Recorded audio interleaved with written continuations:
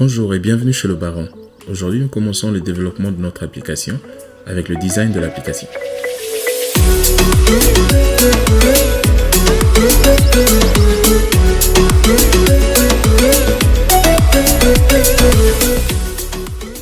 Nous allons apprendre Angular en développant des applications relativement simples, juste pour nous aider à mettre en pratique les notions et concepts de base d'Angular. Dans notre cas, voici à quoi va ressembler l'application. L'application va s'appeler Super Hero Space, où nous aurons juste une liste de super-héros. Et grâce à ce bouton, ce cœur, nous pourrons les ajouter sur notre liste des favoris. Nous aurons également une autre page appelée favoris, où nous aurons la liste des super-héros présélectionnés. Et grâce à ce bouton, qui forcément ne sera pas un cœur, ce bouton va nous permettre de les retirer de la liste de favoris. Nous aurons également une page de recherche avec cette barre de recherche où nous pourrons y mettre des mots-clés. Et grâce à ce mot-clé, nous pourrons lancer des recherches et retrouver tous les super-héros qui correspondent à cette recherche. Dans le cas de figure, Super peut nous retourner Superman, Supergirl, Superwoman et autres. Et grâce à ce bouton également, comme sur la page d'accueil, nous pourrons les ajouter sur notre liste de favoris. À savoir qu'à chaque fois que nous cliquons sur cette carte de super-héros, nous aurons plus de détails sur lui. Nous aurons quels sont ses pouvoirs et autres. Nous aurons sa photo à côté. Et nous aurons un bouton raccourci également pour l'ajouter sur notre liste de favoris. Très simple vraiment. Mais nous allons nous efforcer pour y introduire toutes les notions dont nous avons besoin pour utiliser Angular. Quant à l'architecture du site, nous allons vraiment éviter d'utiliser d'autres langages, d'autres technologies pour nous focaliser vraiment sur ce qui est Angular pour vraiment que nous ayons cette meilleure compréhension. Mais pour aller plus vite dans les développements, nous allons également utiliser Materialize CSS qui utilise le Material Design de Google. Et cela va nous permettre au fait de styler notre application vraiment très rapidement. Nous allons voir cela dans la suite. Pour avoir les données sur le super-héros, nous allons utiliser le Super Hero API qui est disponible sur Internet et qui nous donne les données, les photos et autres sur le super-héros. Donc en gros, c'est vraiment ça l'application que nous allons utiliser.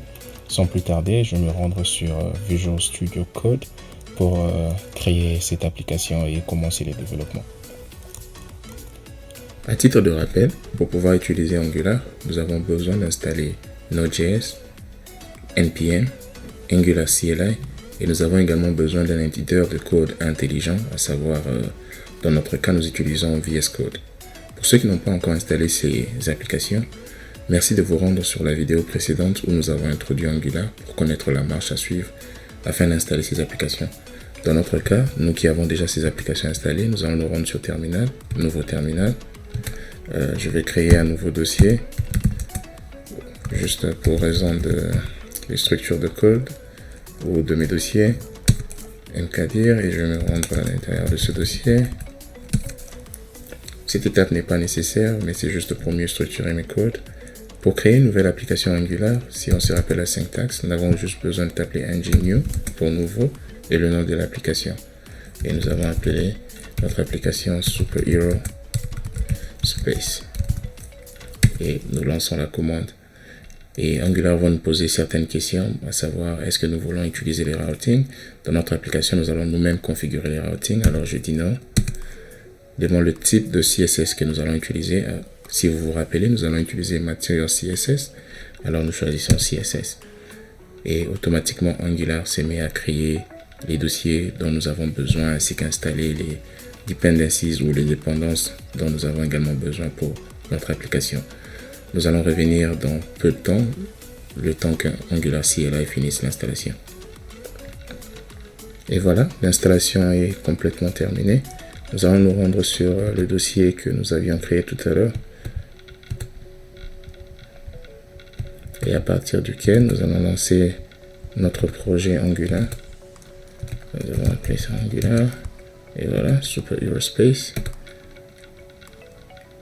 Et VS Code va ouvrir ce dossier, notre projet. Avant que nous commencions notre développement, quelques dossiers et fichiers importants pour nous de savoir.